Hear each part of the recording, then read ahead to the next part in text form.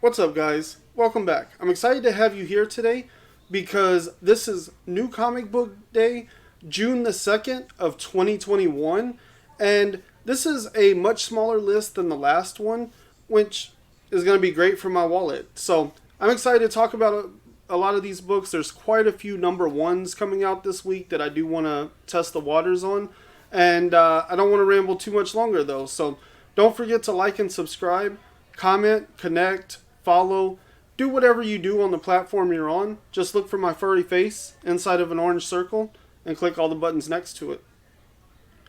So the first book on this list is EVERFROST number 1 by Black Mask. And this is a book that I had read a blurb and I think I saw the cover somewhere maybe 1 or 2 days before Lee from Whack Comics started pushing it a little heavily on social media. I think on Twitter he posted about it. And I don't know if he's read a preview or if he got to read the issue early or where exactly he got all of his excitement from. But because it was already kind of something I had moving around in my head, I was like, absolutely. So I went ahead and threw EVERFROST number 1 on the list.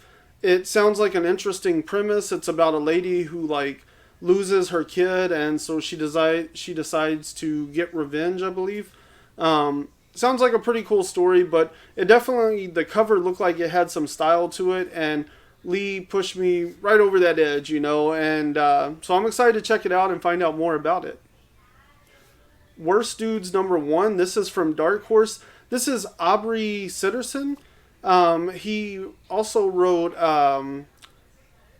No One Left to Fight, I think also from Dark Horse, probably about 2 years ago. And I know he has a couple of other projects he's done. And he's a pretty popular guy. I've seen this book and it sounds interesting. It reminds me kind of like Space Bastards, if anybody was reading that series, where you just had some of the worst competing for, doing all the worst things they possibly could to each other. So Worst Dudes kind of sounds like that, but maybe a little bit more party element to it, and kind of like a bunch of henchmen, for a bad guy or something. So we'll see what it's really all about, but I'm definitely interested. Dark Horse usually puts out pretty solid books, and Worst Dudes, I really enjoyed Space Bastards, so Worst Dudes sounds like the next move in that direction toward just a fun, over-the-top kind of action comedy sort of thing. Out of Body number 1 is out this week from Aftershock Comics. Now, this book has me interested because it's a new number 1 from Aftershock Comics, and Inaki Miranda, who did We Live, he is the artist on this. And I believe he also did the A cover, and there's a couple of other cool covers on this book as well, but I really like what Inaki Miranda brings to the table. If I remember correctly, the artist is also... I forget her name. Eva de la Cruz, I believe. She did the colors on We Live, as well as a bunch of other stuff that Inaki told us that he had worked with her before on. I think back in the 2000 AD days when he was working for them. So in our interview, which I'll link up here as well, whenever Mark and I spoke with the Miranda brothers, Inaki mentioned that he had worked with her before. She's a longtime collaborator. So I'm excited because the colors look just as great here as they did in We Live. A lot of just beautiful eye-drawing colors that just really pop off the page at you and bring the world to life. You have Inaki's awesome artwork that it's almost a little cartoony and fantasy, but not all the way in there.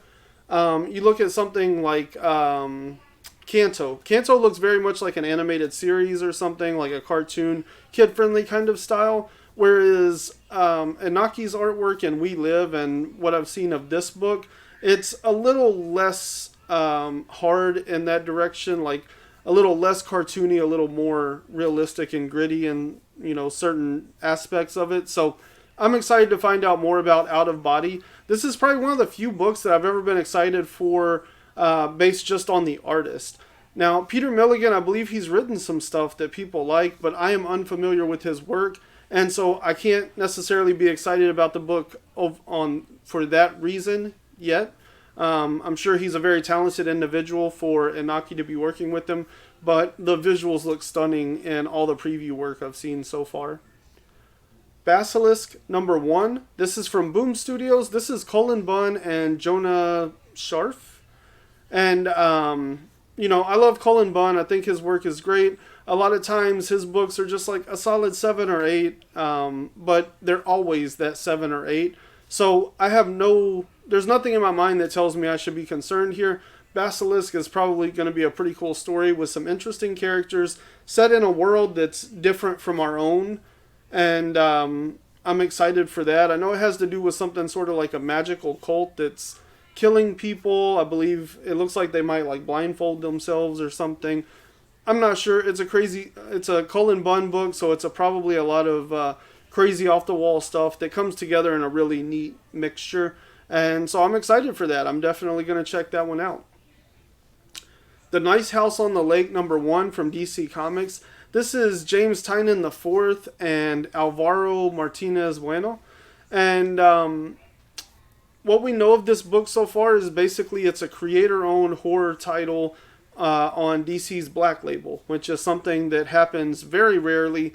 DC and Marvel typically don't deal in creator-owned kind of work.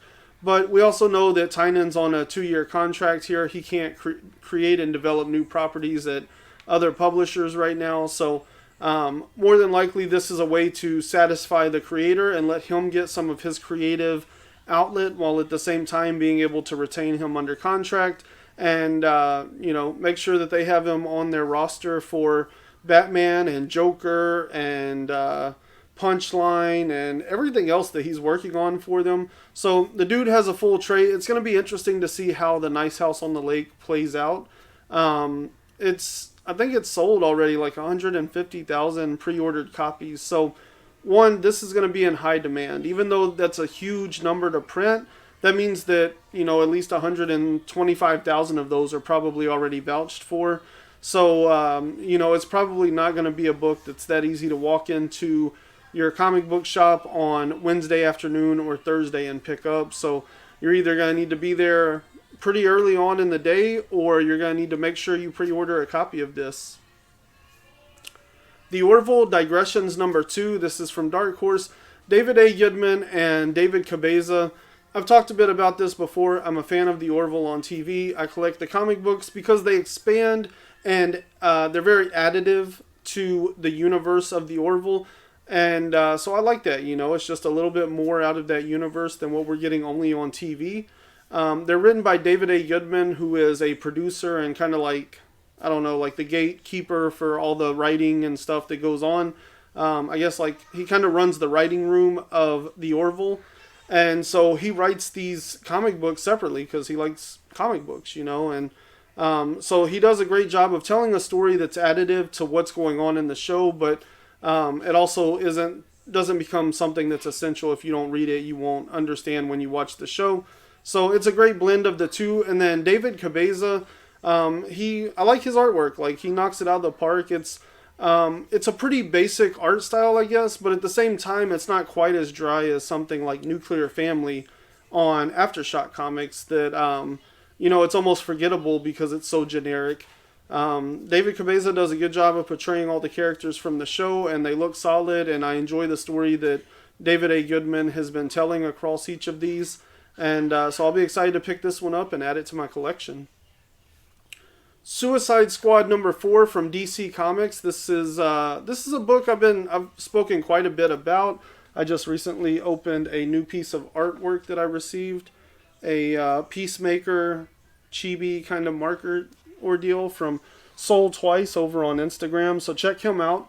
But I'm a big fan of the Suicide Squad book we have going on right now. I'm a big fan of Peacemaker as a character. I'm excited to see what James Gunn does with him and how John Cena decides to play the character and everything. I think this is a great recipe of both things I'm loving in comic books as well as things that I'm excited about in movies. And I'm usually not the same hype engine that a lot of other people are as far as comic book movies and stuff like that. But I really like the way that James Gunn puts things together. He makes them quirky and goofy and realistic enough that they're acceptable to watch on screen. And so you just can't get somebody who does cornball and seriousness better than James Gunn. I'm excited for where Suicide Squad 4 is going to take us after everything we saw in Teen Titans Academy and the storyline there with their crossover, and what this means for the Red X moving forward. The Swamp Thing number 4, this is Rom V and Mike Perkins, absolutely killing it. I love this book.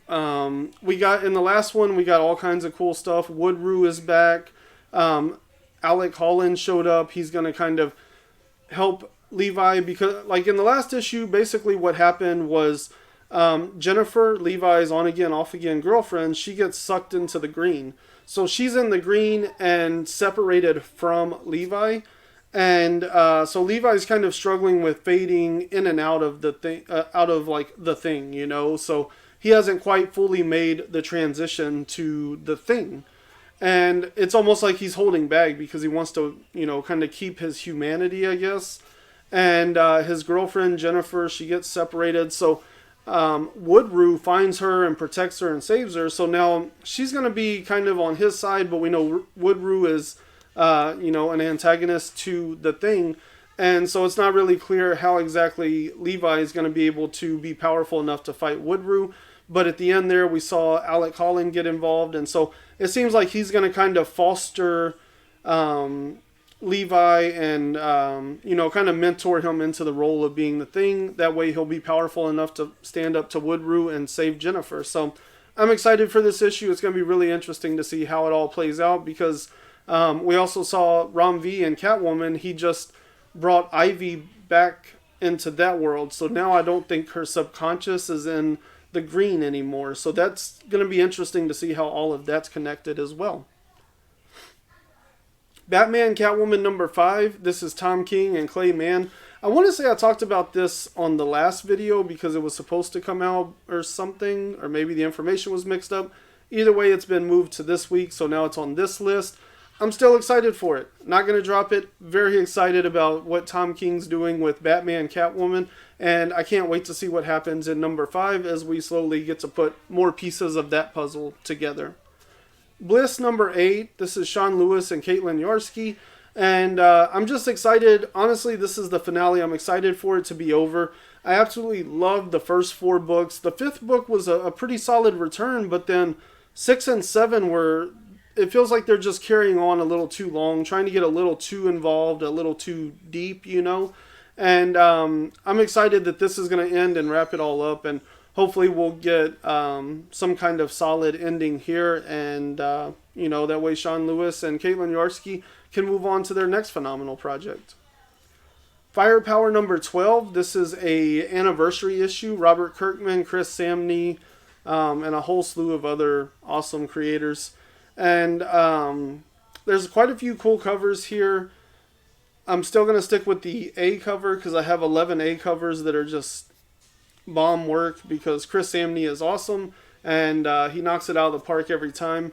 We'll see what happens here. I'm kind of expecting, honestly, like a finale.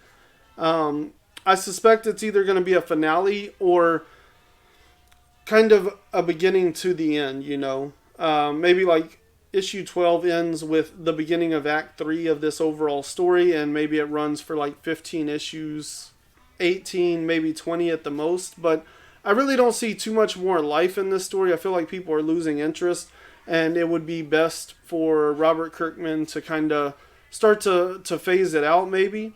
But we'll see what happens with number 12, because the whole thing could also turn on a dime. Overall, I've enjoyed it, but I think... unless we get something really definitive, and I know how much longer I'll be picking up this title, this will probably be the last one I pick up and read in floppy, and from there I would just transition over to reading it in trade as those come out.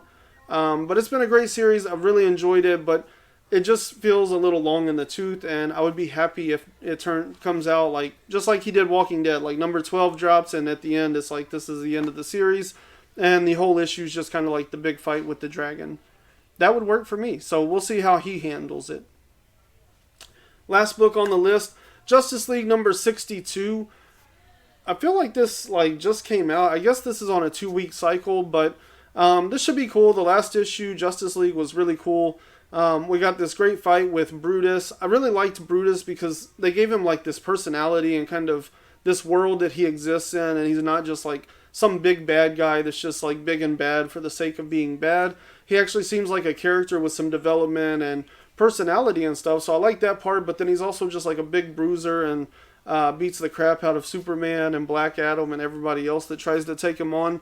However, the issue covers about like 5 minutes in real time because you keep seeing the same, basically the same little clip of time is being shown to you from different perspectives around the map, you know, because they're in this other world and they're kind of separated and spread out. So it'll be interesting to see what happens in the next one, if we get like a whole bunch of development or if it's just going to be more of that same fight. Either way, I enjoyed it. I thought it was fun. The backup story, though, Justice League Dark by Rom V, was absolutely phenomenal. I really love what he's doing there. It's got like this just like constant building of pressure, you know. If it was a pressure cooker, it's like somebody just like turns the knob up by like one step with every issue, as they kind of like, you know, ratchet up the tension of finding Merlin. Where is he at, and how powerful is he, and what's it going to be like when they find him? And we get all these like great scenes that are kind of like digging into lore. There's a lot of interesting character relationships, as we recently discovered. Etrigan, the demon, is a half-brother to Merlin, so it'll be interesting to see, because it almost seems like the demon is afraid of confronting Merlin. And we also know in Future State there was all kinds of stuff going on with the demon and his fear to unleash himself, and he's in Detective Chimp at that point instead of Jason Blood. So yeah, it's just like this steady, continuous build. It, you know, the overarching story across all these little issues and segments and stuff very much feels like a thriller, you know, where you're just like Seven or something, you know, where you're just constantly, the tension's building and building and building and building. And so I'm excited to see what happens when all of that tension explodes. It's been a great ride so far, and I think Rom V is going to continue to just knock it out of the park. So that's the full list. That's much shorter than my list from last week. This one is 3, 6, 9, looks like 14 titles, so much shorter than last week's list. I'm excited for a lot of these. Honestly, I think Out of Body is going to be actually my most anticipated new number 1. I think the cover's beautiful. Those colors pop. I'm really excited for that. Suicide Squad has just been such a fun story across the board. I'm really excited to find out what's going to happen there. And then, honestly, like, it wouldn't be fair to not highlight the amount of excitement I have for 12 issues of Firepower. It's been a lot of fun. I really hope that this is a great fight in this issue. It seems like they've really been driving everything back home for number 12. And so I really hope this is just an awesome fight, and there's some kind of gimmick to all this, and this is the final issue, and people are going to sleep on it. I mean, we got all these covers. I understand, like, 12 issues is a big deal, and I'm excited for the anniversary just like anyone else would be, but there's quite a few covers, and Firepower has traditionally only had one cover, except for maybe the first issue had like 2 or 3 covers. But the fact that they're doing so many covers, they're going so big and so explosive for number 12, makes me kind of suspect that there might be something more going on in this issue than just the big fight they've been setting up. Maybe it's the final issue. Maybe they're going to basically have a all-out destructive fight that leaves everything in shambles and sets it up to end in like another 3 issues, and we find out 15 will be the end. Either of those scenarios, I think, would be really great ways to bring the audience in and hook us back in for like one final hoorah. You know, as I've seen more people kind of start to fall away over time because of the pacing of each issue. So that is what it is, and I'm pretty excited for these books. That's all I have for you today, but until next time, keep flipping pages.